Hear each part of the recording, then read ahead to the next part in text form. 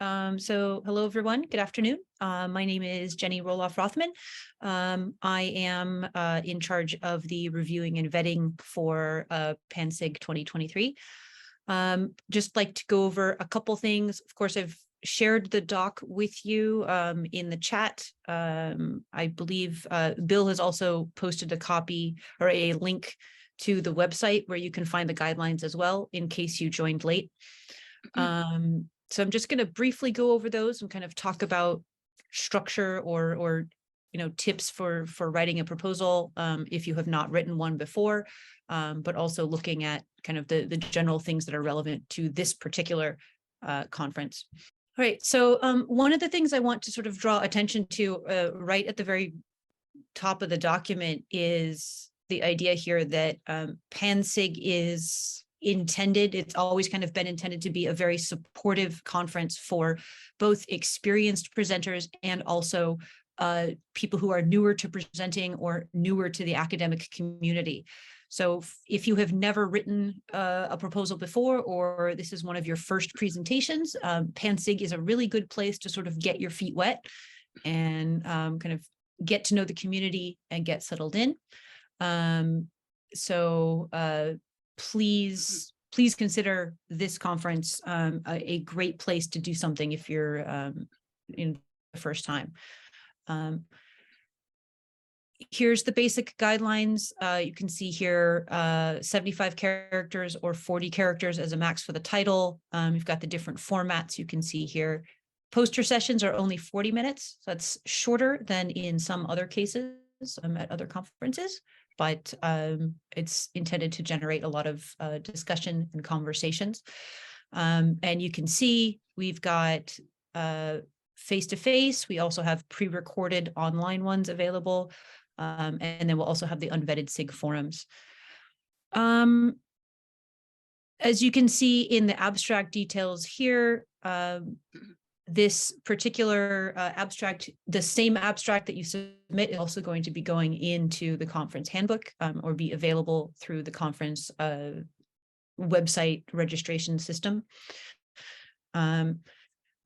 Mainly, I guess the things to point out here, if you are well under the word or character limit, of course, there's a chance that it will be rejected.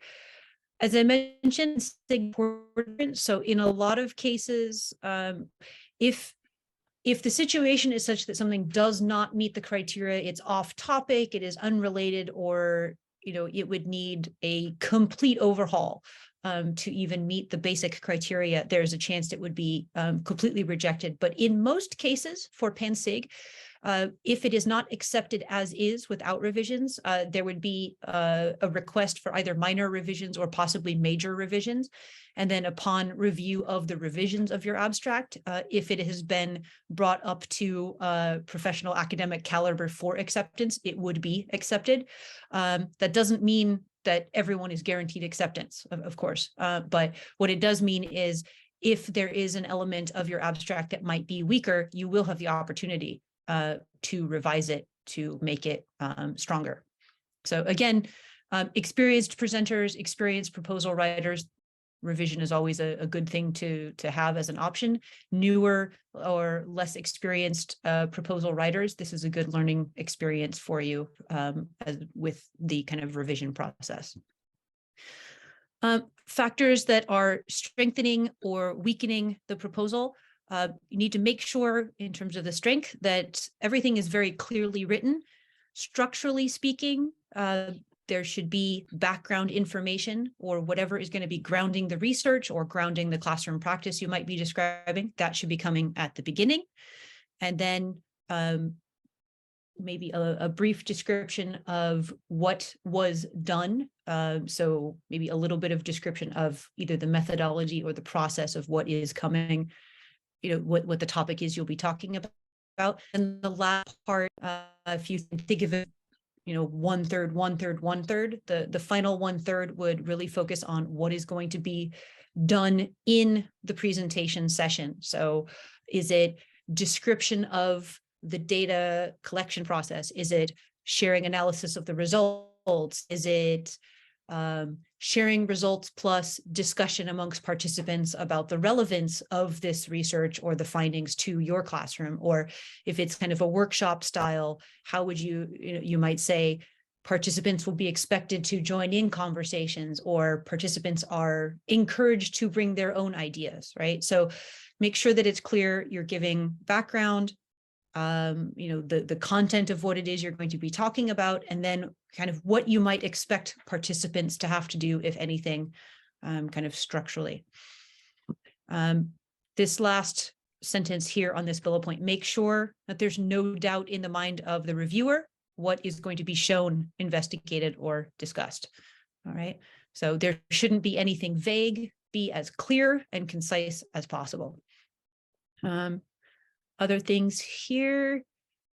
Think about when you're writing a proposal, are you going to try to cover too much for the time allotted?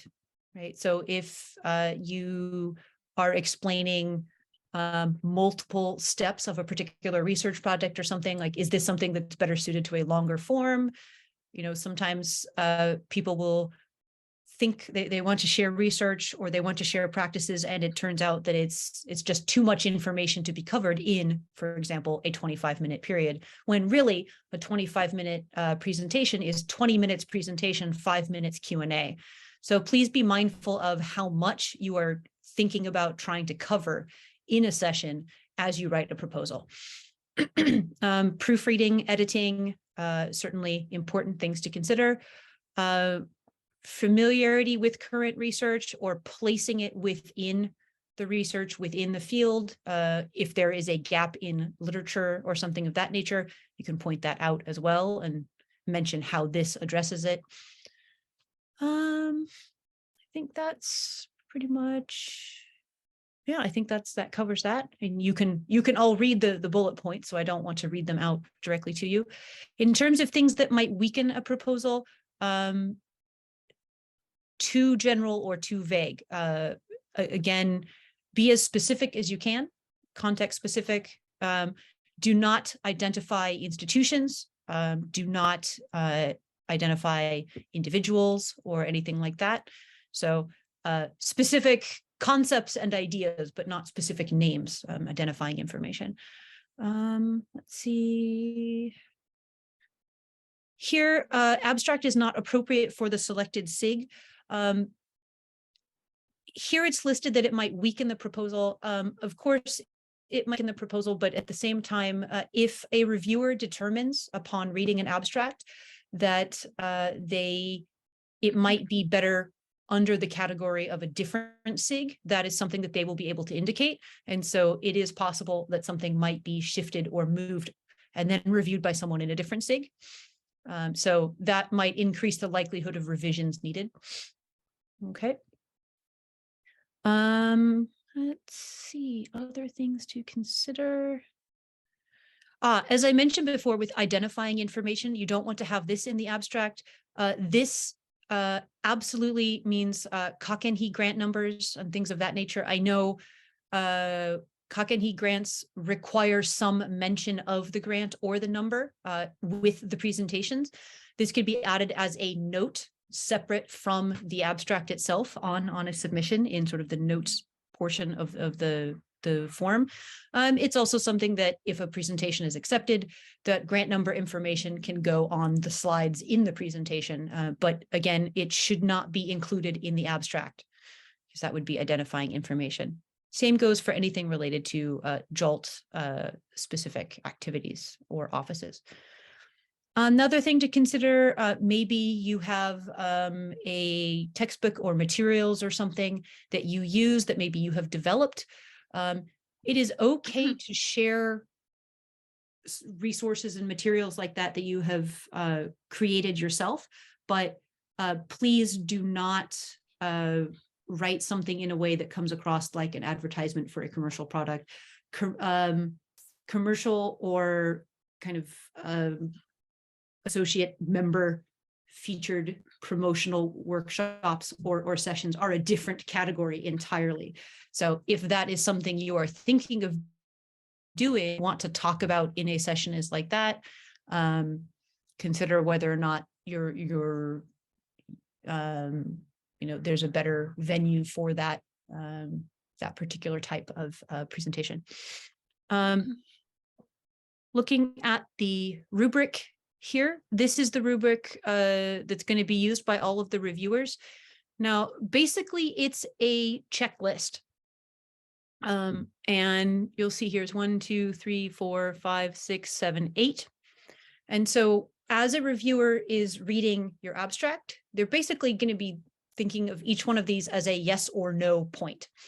And if you have a tick yes for all 8 of these, 7 to 8 of these, that's probably going to mean acceptance without revisions. 5 to 6 is probably acceptance with minor revisions. 3 to 4, either major revisions, probably major revisions required. And then 1 to 2, 0 to 2 is probably either rejection or major revisions required to be considered, but still not a guarantee of acceptance. So it's not a range for each of these categories. It's basically the more no's you would have to these ticks, the lower the rating that the abstract would receive. Here's the style guidelines down here. Yeah, I think that's pretty straightforward. Yeah, I think that's it from me.